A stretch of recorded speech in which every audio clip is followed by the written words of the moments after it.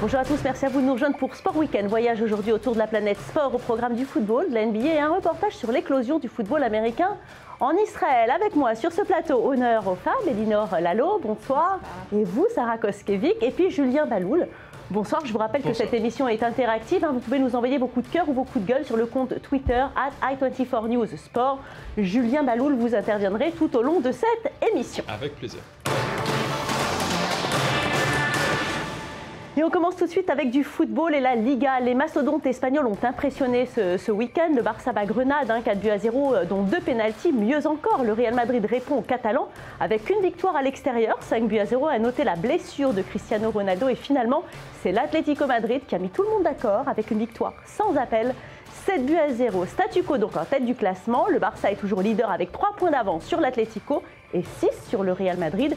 À noter la belle performance de Villarreal qui s'impose 3-0 à Levante et qui conserve la 3e place.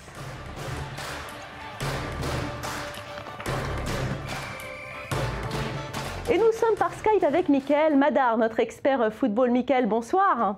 Bonsoir. Alors Mickaël, sur les 7 premiers matchs de cette journée, il y a eu 32 buts, soit une moyenne de 4 buts et demi par match. C'est un chiffre absolument impressionnant. Une question, les buteurs sont-ils excellents ou bien c'est les défenseurs qui ne sont pas au niveau? À votre avis, c'est quoi? Ayant évolué en Espagne, je pense que c'est un peu des deux, on va dire, parce que bon, il y a quand même des grands joueurs dans le championnat espagnol, des grands buteurs. En l'occurrence donc Ronaldo, Messi et puis Villa, d'autres et bien d'autres.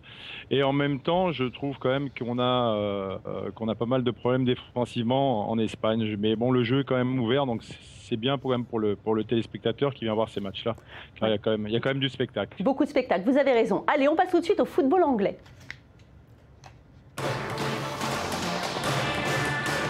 Et il y a eu aussi beaucoup de buts en Angleterre. Le derby de la Marseille s'est terminé sur un match nul, 3 partout. Il y a eu beaucoup de suspense. Arsenal, le leader, a gagné contre le 5e. Southampton, Chelsea gagne le derby de Londres, 3-0 contre West Ham. Et enfin, à noter la démonstration de Manchester City qui bat Tottenham 6-0. Au classement, Arsenal est seul en tête, mais ça se resserre derrière puisque les 4 poursuivants se tiennent en 2 points.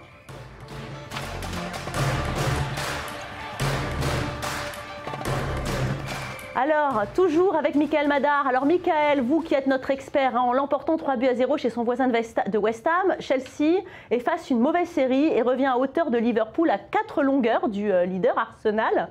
À votre avis, les Blues peuvent-ils créer la surprise d'ici le 31 décembre et venir prendre le trophée de champion d'hiver au Canonnier? Je pense que ça peut être possible, mais je les vois plus sur la longueur avec José Mourinho. Je pense qu'ils vont terminer très bien le championnat. Par contre, je vois pas trop Liverpool garder ce rythme-là. Je pense qu'on va assister cette année à un trio entre Arsenal, Chelsea et Manchester City pour le titre de champion. Alors justement, la semaine prochaine, Tottenham recevra Manchester City, un match crucial pour essayer de revenir dans les places européennes. Mais quel pensez-vous que les Diables Rouges vont enfin montrer leur grand soir? Le problème, c'est qu'il y a eu quand même un gros changement d'entraîneur. On peut pas faire sans Alex Ferguson, on peut pas l'oublier. Donc c'est compliqué pour le nouvel entraîneur de mettre en place son système de jeu. Je ne vois pas du tout cette année Manchester revenir au plus haut niveau, quoi. Pas du tout même. Merci beaucoup Mickaël. Alors vous, Julien, est-ce que le meilleur championnat du monde a-t-il fait vibrer nos amis tweetos? Que s'est-il passé? C'est une anecdote qui a fait vibrer surtout la tweetosphère, Valérie, vous allez le voir. C'est Olivier Giroud qui a ému la tweetosphère avec une phrase. Vous savez peut-être que le grand-père de ce joueur est mort 2 jours avant le match de l'Arsenal. C'est affreux. C'est affreux en effet, et il a marqué 2 buts. Il dit j'espère qu'il est fier du ciel, puis le ciel où il me voit, j'espère qu'il est fier de moi. Il a d'ailleurs marqué un doublé ce week-end, absolument. Voilà, 2 buts pour ces 2 jours depuis la disparition de son grand-père. C'est un peu cette phrase, ce côté émouvant, ce côté humain des joueurs aussi de foot qu'on aime, Valérie. Merci beaucoup Julien. On ouvre tout de suite une page football féminin. Allez, gros plan à présent sur l'équipe de France féminine de football. On en parle peu des filles, pourtant elles sont éclatantes en ce moment. Les Bleus, ES, se sont imposées 10-0 face à la Bulgarie. Une adresse technique, du beau jeu. Les Françaises nous ont régalé un festival de buts qui leur permet de reprendre les rênes du groupe 7 avec une meilleure différence de buts. Elinor Lalo. Ces filles, elles sont impressionnantes. Ouais, tout à fait Valérie, on est à la limite d'un score de baby-foot avec ce 10-0 face à la Bulgarie en Bulgarie. Bon, c'est quand même, il faut relativiser que la Bulgarie. Quoi qu'il en soit, les Bleus enchaînent parfaitement après 2 victoires face au Kazakhstan 4-0 et à l'Autriche 3-1. Elles sont aujourd'hui premières de leur groupe, vous venez de le dire. Elles pourraient facilement se qualifier pour la Coupe du Monde qui se tiendra en 2015 au Canada si elles continuent sur cette lancée. Pour l'instant, je le rappelle que leur palmarès est encore vierge. En 2011, dernière Coupe du Monde, elles étaient en demi-finale. 2012, Jeux Olympiques de Londres, demi-finale. Et en 2013, à l'Euro, quart de finale. Mais c'est vrai qu'à un niveau, ça se construit. On se rappelle de l'équipe de France qui était dirigée par Elisabeth Loisel. L'entraîneuse est partie ensuite entraîner en Chine. Maintenant, elles ont à leur commande un entraîneur de renom qui est Philippe Bergerot. On se rappelle de lui qui entraînait le Paris Saint-Germain, notamment, et Rennes. Alors, Philippe Bergerot, il n'a plus vraiment besoin de prouver son talent.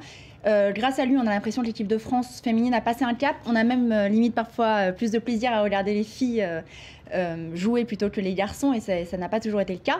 Les joueuses comme Marie-Laure Delis, Wendy Renard et Gaëtane Tinet, elles n'ont d'ailleurs aucun mal à répéter tout le bonheur qu'elles ont à évoluer avec cet ancien entraîneur du PSG. Il leur apporte de la technique, une vision du jeu qui parfois manquait à cette équipe féminine. Enfin, bref, Valérie, le match retour, c'est le 27 novembre au Mans et on espère que les Bulgares sauveront l'honneur en marquant au moins un but. Oui, alors un match retour, un raté sous aucun prétexte. C'est vrai qu'il y a la technique, il n'y a peut-être pas la vitesse, mais en tout cas, on y arrive. Alors Julien, l'équipe de France féminine, les filles, on n'en parle pas beaucoup. Mais alors sur Internet, vous avez trouvé quelque chose? On n'en parle pas beaucoup et ça énerve la twittosphère qu'on n'en parle pas beaucoup. Tout d'abord, des tweets assez impressionnés par les performances des filles. On va le voir à l'écran, certains comparent ça à un jeu vidéo. Il faut dire que 10 buts, c'est quand même pas rien. 10-0, c'est quand même pas rien. Voilà, ça ressemble à un jeu vidéo selon certains. Et ensuite, vous allez voir d'autres tweets un peu agacés. Vous l'avez dit Valérie, on n'en parle pas beaucoup des filles. Et ça, c'est énervant, ça énerve la twittosphère. Vous allez le voir avec les deux tweets suivants qui vont apparaître tout de suite, j'imagine. Voilà, ce qui m'énerve, c'est qu'on parle du but de Zlatan, mais pas du 10-0 de l'équipe de France. Eh bien voilà, nous féminine. on en parle sur i24 News. Voilà. Alors Michael, Madar, si vous êtes toujours avec nous, les filles qui jouent au football, c'est une révélation. On les a longtemps critiquées, mais peuvent-elles aujourd'hui donner des leçons aux garçons, Michael? Elles peuvent en donner à certains sans aucun problème, mais c'est vrai que honnêtement c'est très plaisant à les regarder jouer. C'est vrai que même moi personnellement j'ai suivi la dernière Coupe du Monde, je suis souvent l'équipe de Lyon en Champions League et honnêtement je me fais vraiment plaisir à les regarder. C'est un jeu qui est très ouvert, très offensif, avec beaucoup de buts comme on peut le constater. Voilà. Plus que certaines équipes de garçons? Ah oui, vous savez, j'ai rarement zappé sur un match de football féminin, je zappe souvent quand il y a un match de football de première division du championnat de France où je change de chaîne, mais sur le féminin, je change pas trop de chaîne. Généralement, c'est assez attrayant. Merci beaucoup, Mickaël. Restez avec nous tout de suite, le reste de l'actualité sportive. Merci. Et si vous avez manqué quelque chose ce week-end, voici ce qui a marqué l'actualité. Le pape François, regardez les images, lance un appel au président de la FIFA, Sepp Blatter. Dans le cadre d'une audience privée, le Saint-Père a demandé à la FIFA d'aider, à travers le football, à promouvoir la paix dans le monde et d'aider les plus démunis. Sepp Blatter lui a offert un maillot floqué à son nom. À quand le pape sur un terrain de football?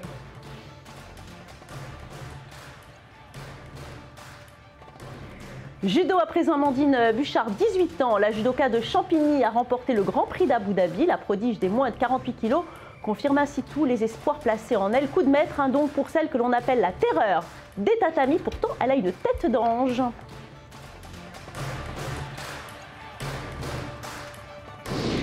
Boxe avec Manny Pacquiao qui s'est imposé face à l'Américain Brandon Rios lors d'un combat pour le titre des WBO des welters. C'était à Macao et c'est toute une ville meurtrie, Tacloban, au centre des Philippines, qui a publié l'espace d'un instant la stratégie du typhon Haiyan. Pac-Pac, comme on l'appelle, Saradulé dans l'archipel, a dédié sa victoire aux rescapés. Enfin, mot de rugby, les tricolores n'ont pas réussi encore à réaliser l'exploit face à l'Afrique du Sud. Les Springboks étaient parfaitement organisés au Stade de France. Score final 19-10. Un score logique devant des adversaires absolument pas stressés sur leur rugby. Philippe Saint-André, le patron du 15 de France, a déclaré que son équipe avait fait trop de foot. Allez, on passe au sport US.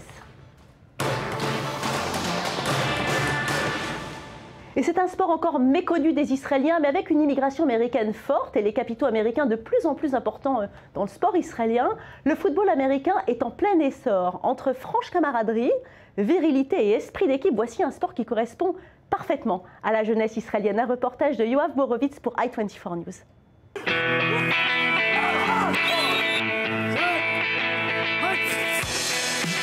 Le football américain envahit Israël et c'est dans la banlieue de Tel Aviv que ce sport roi aux États-Unis s'est implanté.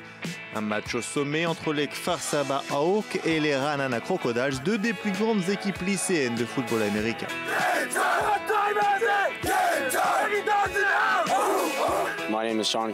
Je m'appelle Sean et je suis quarterback. En fait, je suis venu ici il y a 2 ans pour rejoindre l'armée. J'étais à l'école et comme je suis américain, on m'a demandé si je jouais au football. Et en fait, je n'y ai jamais joué, mais j'ai eu envie de voir ce que ça donnait. Je suis venu voir mon premier match, c'était il y a 2 ans. Ensuite, j'ai voulu essayer de jouer et c'est comme ça que j'ai commencé. Le football américain est un sport très récent en Israël, d'autant plus au niveau lycéen. De nombreux joueurs commencent à peine à s'entraîner. Pour beaucoup, ils ont découvert le ballon ovale il n'y a que quelques mois. J'ai commencé le football cette année. C'est dur, nerveux, mais très excitant à la fois. Un jour, un ami m'a appelé pour me dire qu'il y avait un entraînement à côté de chez moi. Alors, je lui ai dit que j'essaierais. Une fois arrivé là-bas, on a rencontré des gens que l'on ne connaît pas, mais qui sont prêts à tout faire pour toi sur le terrain. Et c'est ce mélange d'amour et d'agressivité qui m'a attiré.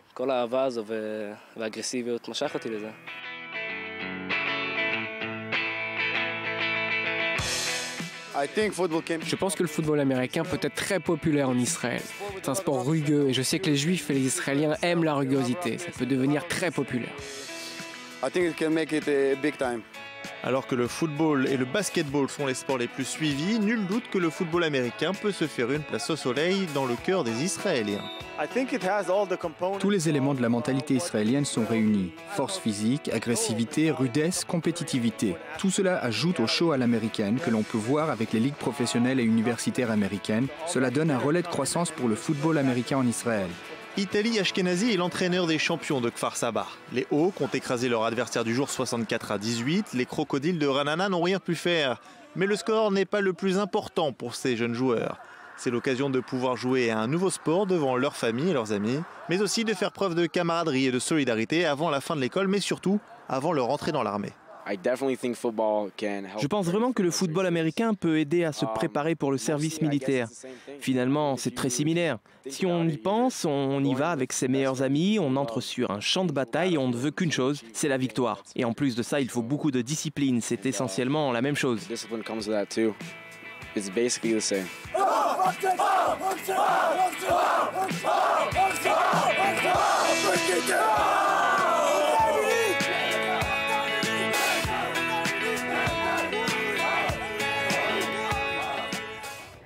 Et on passe au basket avec vous, Sarah Koskevic. Bonsoir. Bonsoir. Alors, une mauvaise nouvelle. Cette semaine, Derrick Rose est de nouveau blessé. Doit-on s'inquiéter ? Un petit peu, c'est vraiment une triste nouvelle, Valérie. Effectivement, les Bulls de Chicago viennent une fois encore de perdre leur meneur vedette. C'est pendant le match contre Portland que Derrick Rose a dû quitter le terrain.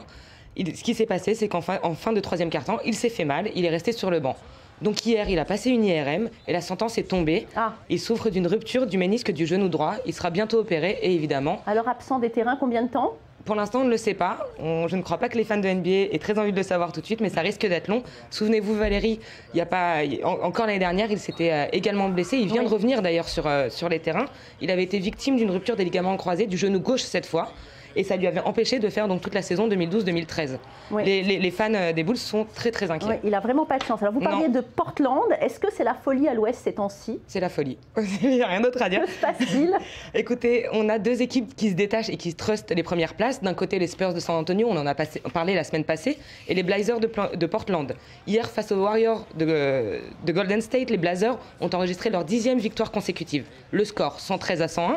Après un match très tendu, il y a eu une bagarre sur le playground et donc 3 joueurs ont été exclus au 3e quart-temps. Mais ils ont quand même pu s'appuyer sur LaMarcus Aldridge qui était déchaîné et qui a marqué 30 points et 21 rebonds, c'est énorme. Et ils ont quand même su s'imposer confortablement sur le parquet des Warriors.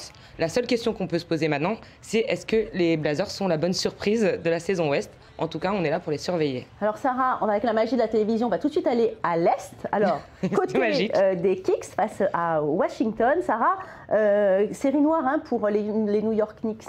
Complètement, c'est la crise dans la grosse pomme. Ils ont manqué leur début de saison avec une 9e défaite en 12 matchs. C'est énorme. Hier soir, face aux Wizards de Washington, et c'est d'ailleurs la 3e fois qu'ils perdent rien que cette semaine. C'est quand même pas très beau à voir. D'un côté, on a Carmelo Anthony qui a quand même fait un excellent match et qui termine la partie avec 23 points et 12 rebonds. mais les Knicks se sont privés de leur vedette et aussi leur pièce maîtresse en défense, c'est Tyson Chandler. Et donc impossible de contenir la fougue des Wizards en face. Merci beaucoup Sarah. Alors justement du côté de la twittosphère, il y a des réactions par rapport à Derrick Rose ou bien pas du tout? Il y en avait beaucoup, j'en ai pris un tweet qui résume tout. À mon sens, c'est une phrase, c'est un peu court, vous allez voir, mais ça résume bien. Derrick Rose est maudit. Pourquoi? Parce que comme Sarah l'a dit, blessure au genou gauche sur la saison 2012-2013, à nouveau. C'est décevant, c'est vrai. En tout cas, on espère qu'il reviendra vite sur les terrains. Voilà, c'est la fin de cette édition. Merci à vous tous d'avoir été présents sur ce plateau. Merci à vous de nous avoir suivis. C'est un plaisir de passer ce moment en votre compagnie. On se retrouve demain, bon pied, bon oeil pour de nouvelles aventures sportives, évidemment. N'oubliez pas notre site internet qui est disponible pour vous 24h sur 24. Et n'oubliez pas vos billets d'humeur sur notre compte Twitter @i24news.sport. Merci d'avoir suivi notre chaîne. Restez avec nous.